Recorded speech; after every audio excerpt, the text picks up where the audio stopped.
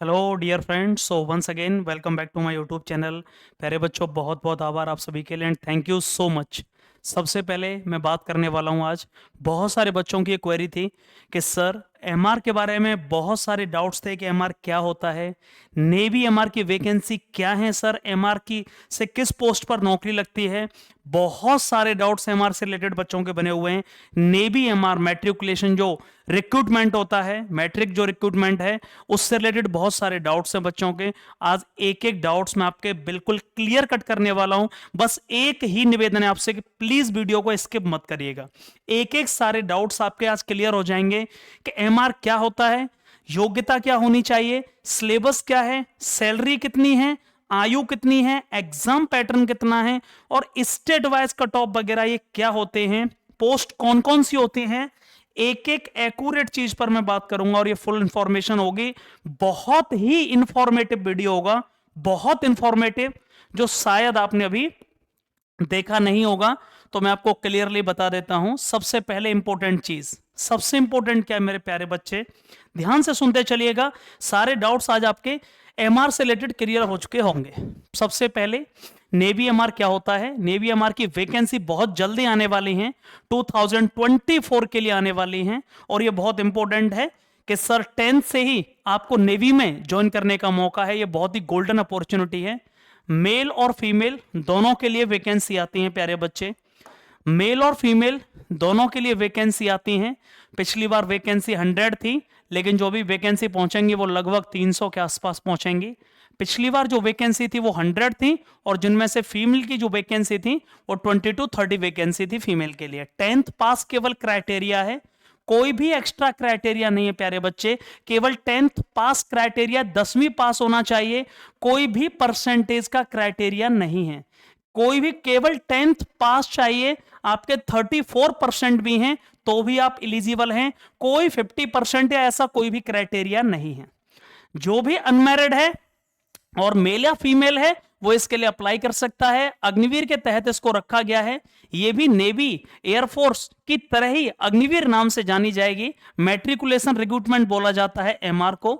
सबसे बड़ी बात है कि सर ये जो एमआर है, क्या एमआर को भी सर 4 साल के बाद ही 25% परमानेंट किए जाएंगे? अभी ऐसा ही सिनेरियो है। एज क्राइटेरिया क्या रहने वाला है इस बार का? एज क्राइटेरिया 1 नवंबर 2003 से और 30 अप्रैल 2007 तक रहने वाला है।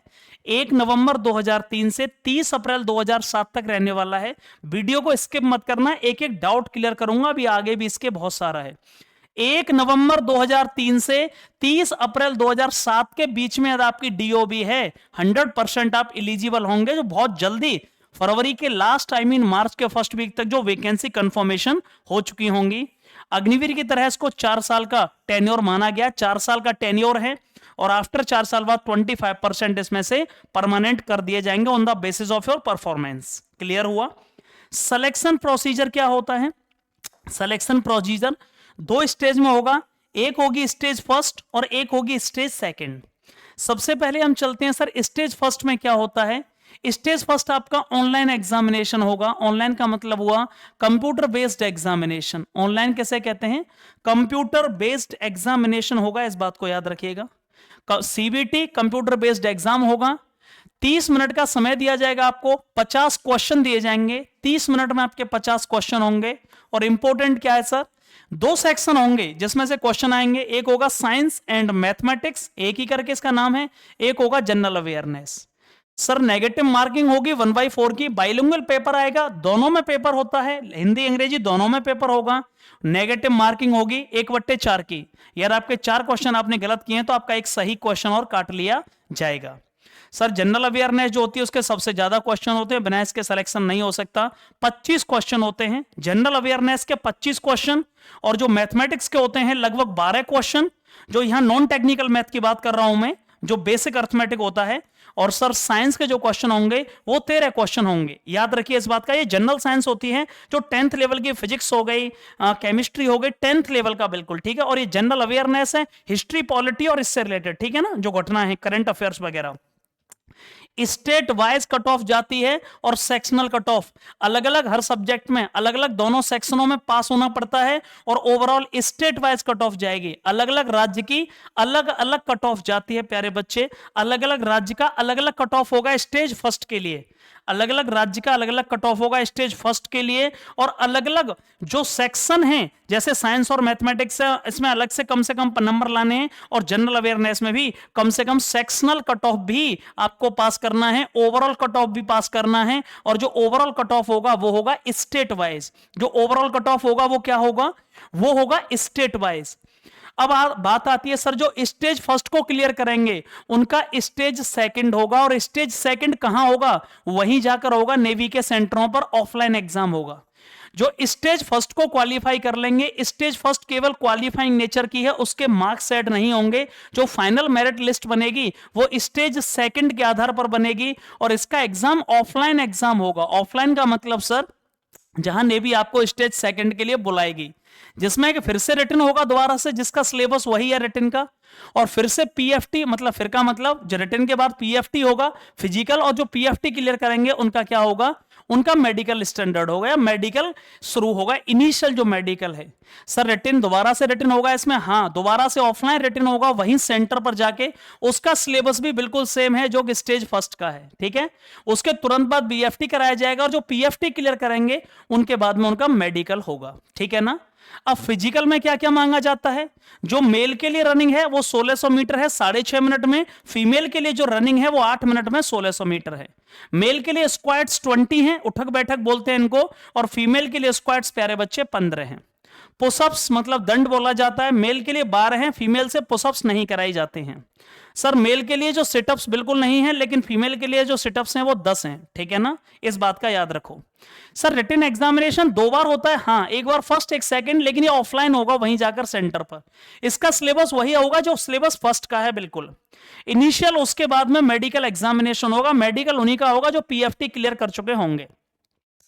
सर जो मेरिट लिस्ट बनेगी वो किस बेसिस पर बनेगी, स्टेज सेकंड के आधार पर बनेगी, और स्टेट वाइज कट ऑफ इसकी जाएगी। स्टेज सेकंड के आधार पर बनेगी, स्टेट वाइज कट ऑफ जाएगी, अलग अलग स्टेट की कट ऑफ अलग अलग रहेगी प्यारे बच्चे, और ये स्टेज सेकंड के आधार पर ही मेरिट लिस्ट बनेगी।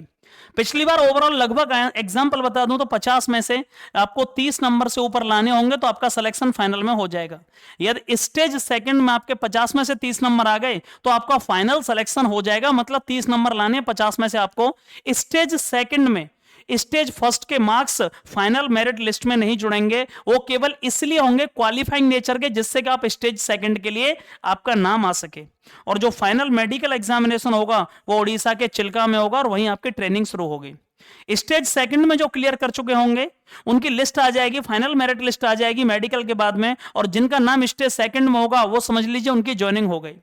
यहां मेल के लिए जो हाइट है वो आपको पता होनी चाहिए 157 सेंटीमीटर है, और जो फीमेल के लिए हाइट है प्यारे बच्चे वो 152 सेंटीमीटर है। यहां पोस्ट कौन कौन सी होती है, एक सबसे बड़ा क्वेश्चन। 3 तरह के पोस्ट होते हैं, एक होते हैं शेफ मतलब खाना बनाने वाले या खाने का अरेंज करने वाले, एक होते हैं स्टीवार्ड जो खाने की पूरी फंक्शनिंग देखेंगे, मतलब ऑपरेशन मैनेजर कह लो इनको, पूरा खाने का सामान क्या आना है, खाना कहां से लाना है, क्या करना है, क्या मेनू होना है, क्या खाने में बनना है, क्या सामान रह गया है, पूरा मतलब कंट्रोलर खाने के। और हाइजीनिस्ट का मतलब होता है एक वॉशरमैन की तरह, धुलाई सफाई सारी चीजें इससे रिलेटेड। वॉशरमैन के जो काम होते हैं हाइजीनिस्ट, ये 3 तरह की पोस्ट होती हैं। अब यहां सबसे बड़ा क्वेश्चन आता है कि सर इनकी ड्रेस का कोड क्या है। ड्रेस का कोड आप ये देख सकते हैं, ये कोस्ट गार्ड की ड्रेस का कोड है। एक बहुत अच्छी अपॉर्चुनिटी इंडियन नेवी में जाने के लिए, और एक अच्छी लाइफ है अपनी मस्ती लाइफ जीने के लिए। अब सबसे बड़ी बात आती है सर इनका सैलरी का कितना है, तो मैं सैलरी आपको बिल्कुल ऑफिशियली बता देता हूं। मैं ये नहीं कह रहा कि मैं बता रहा हूं, आपको बिल्कुल ऑफिशियल क्लियर कर देता हूं। सैलरी कितनी रहने वाली है ये ध्यान से समझ लीजिए, इन्होंने पहले ही बता दिया है। जो फर्स्ट ईयर में रहेगी पहली साल में, ये देख लीजिए सैलरी का इन्होंने पहले ही सब कुछ क्लियर कर दिया है। फर्स्ट ईयर में आपको 30,000 रुपए टोटल है, जिसमें से 21,000 आपको इन हैंड दिए जाएंगे और 9,000 आपके सबमिट हो जाएंगे। ये बात क्लियर हुई कि नहीं, और बाकी के 9,000 आपको यहां जो कॉप्स फंड है आपका गवर्नमेंट ऑफ इंडिया के द्वारा उसमें कंट्रीब्यूट हो जाएंगे। सेकंड ईयर में सैलरी 33,000 है, 23,100 आपको इन हैंड दिए जाएंगे, 9900 आपको सबमिट हो जाएंगे और जो आपको बाद में मिलेंगे। थर्ड ईयर में आपको 36,500 रुपए दिए जाएंगे, 25,500 नगद दिए जाएंगे, 10,950 आपके जमा हो जाएंगे। और फोर्थ ईयर में आपको 40,000 रुपए सैलरी होगी, 28,000 जिसमें से आपको नगद दिए जाएंगे और 12,000 रुपए आपके जमा हो जाएंगे। टोटली आपको मिला वो 5.02 लाख था, और ये इसका डबल कर देगी गवर्नमेंट। आपका जो जमा हुआ था लगभग 5 लाख के आसपास, और इस 5 लाख का आपको डबल दिया जाएगा, याद रखिएगा पूरी कंप्लीट। इस 5 लाख का आपको क्या दे दिया जाएगा, इस 5 लाख का आपको डबल करके और गवर्नमेंट ऑफ इंडिया के द्वारा आपको दे दिया जाएगा। ये सैलरी का इश्यू है, सारी चीजें आप देख सकते हैं, ठीक है ना। और इंपॉर्टेंट चीज क्या है सर, जो यहां फैसिलिटी के सेंस में मतलब मैं बात करूं तो यहां छुट्टी 30 दिन की आपको पता होना चाहिए, ड्यूरेशन आपको बता दी गई है, ये सारी चीजें मैं ऑलरेडी क्लियर कर चुका हूं।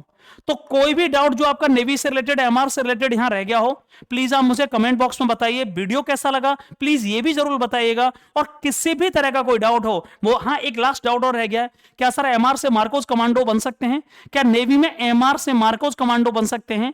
ये मैं नहीं कह रहा हूं, मेरा दोस्त है नितिन शर्मा, मेरा स्टूडेंट है मथुरा से नितिन शर्मा, और वो एक्चुअली एमआर ज्वाइन करके ही, और अभी उसको राष्ट्रपति भवन में एनएसजी कमांडो भेजा गया है, उसे एनएसजी कमांडो बनाया गया। यार आपको बिलीव नहीं हो तो मैं कम्युनिटी पोस्ट में उसका फोटो आज ही डाल दूंगा, आप देख लीजिएगा।